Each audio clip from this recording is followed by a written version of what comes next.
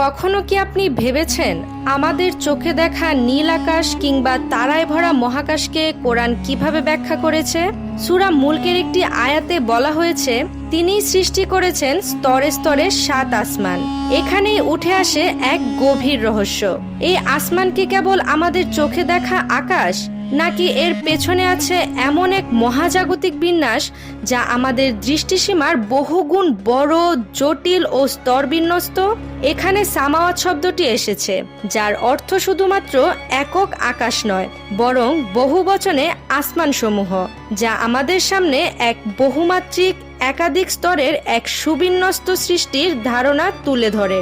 প্রাচীন যুগের মুফাসসিরগণ ব্যাখ্যা করেছেন, প্রথম আসমান হলো আমাদের পরিচিত মহাকাশ, যেখানে গ্রহ, উপগ্রহ, নক্ষত্র, গ্যালাক্সি ও ধূলিকণা সমন্বিত সেই বিস্তৃত মহাশূন্য। তবে কোরআনের এই বক্তব্য শুধুমাত্র বিজ্ঞান নয়, মানুষের আত্মিক ও চেতনার জগতে প্রবেশ করার এক অনন্য বার্তা। এটি এমন এক মহাবিশ্বের কথা বলে যা শুধু চোখে দেখা নয়, বরং হৃদয় ও মনের গভীর অনুসন্ধানের উপাদান। একটি হাদিসে বলা হয়েছে, পৃথিবী থেকে প্রথম আসমান পর্যন্ত দূরত্ব 500 বছরের পথ। প্রতিটি আসমান একে অপরের চেয়ে আলাদা স্তরে অবস্থিত। তবে প্রশ্ন হলো, এই 500 বছর কি আলোকবর্ষের পরিমাপে, নাকি কোনো গায়েবী দূরত্বের একক? আল্লাহ ইচ্ছে করেই এর নির্দিষ্টতা আমাদের জানানো থেকে বিরত থেকেছেন, যাতে আমরা উপলব্ধি করি সৃষ্টির এই রহস্যপূর্ণ স্তরবিন্যাস আমাদের জ্ঞানের বাইরে এক রহস্যের জগৎ। অনেকে আজকের বৈজ্ঞানিক যুগে 7 আসমান এর ধারণাকে প্রশ্নবিদ্ধ করে বলেন, এত গ্যালাক্সি, এত প্ল্যানেট, এখানে 7 আসমান কিভাবে যুক্তিসঙ্গত? কিন্তু চিন্তা করুন, আপনি যদি একটি আলমারিতে 7টি ড্রয়ার রাখেন আর প্রতিটিতে থাকে হাজার হাজার জিনিস, তবুও কি আপনি বলবেন স্তরের সংখ্যা ভুল? কোরআনের 7 আসমান একইভাবে বিশ্লেষণযোগ্য। এটি এক একটি স্তরের এক একটি গভীর গঠনের পরিচায়ক। বিজ্ঞানীরা আজও অবজারভেবল ইউনিভার্স পর্যবেক্ষণ করছেন, যা আমাদের চোখে দেখা যায় মাত্র, কিন্তু তার বাইরেও রয়েছে আরও অসীম কিছু। তুরস্কের খ্যাতনামা গবেষক ডক্টর নূর এবং অন্যান্য মুসলিম বিজ্ঞানীরা মহাবিশ্বকে 7টি স্তরে ভাগ করার ধারণা দিয়ে বলেন, প্রথম স্তরে আছে আমাদের সৌরজগৎ, এরপর মিল্কি ওয়ে গ্যালাক্সির বলয়, তার বাইরে galaxy cluster, super cluster, gamma রশ্মির স্তর এবং আরও অনেক স্তর, যা একে একে মহাবিশ্বের বিস্তার তুলে ধরে।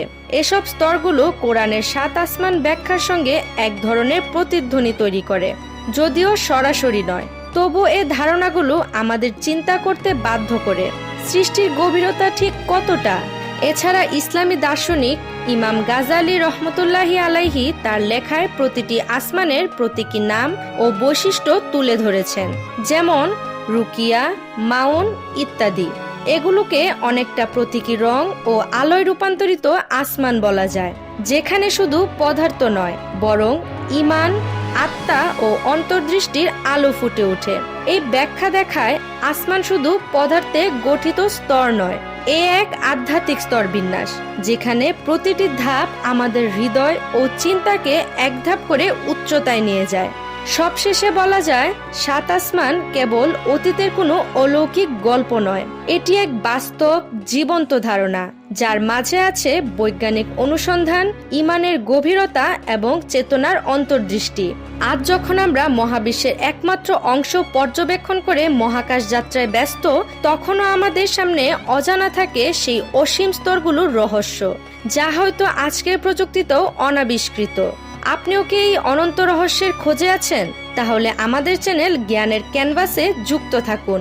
ভিডিওটি যদি ভালো লেগে থাকে তবে লাইক দিন, শেয়ার করুন এবং অবশ্যই সাবস্ক্রাইব করুন, কারণ সামনে আসছে আরো গভীর ও চমকপ্রদ ভিডিও, যা কোরআনের রহস্য আর আধুনিক বিজ্ঞানের মিলনে আপনার চিন্তার জগতে আলো ফেলবে। যিনি স্তরে স্তরে সৃষ্টি করেছেন আসমান, তার রহস্যে জড়িয়ে আছে আমাদের সীমাহীন অনুসন্ধানের অজানা দিগন্ত। সঙ্গেই থাকুন জ্ঞানের ক্যানভাসের।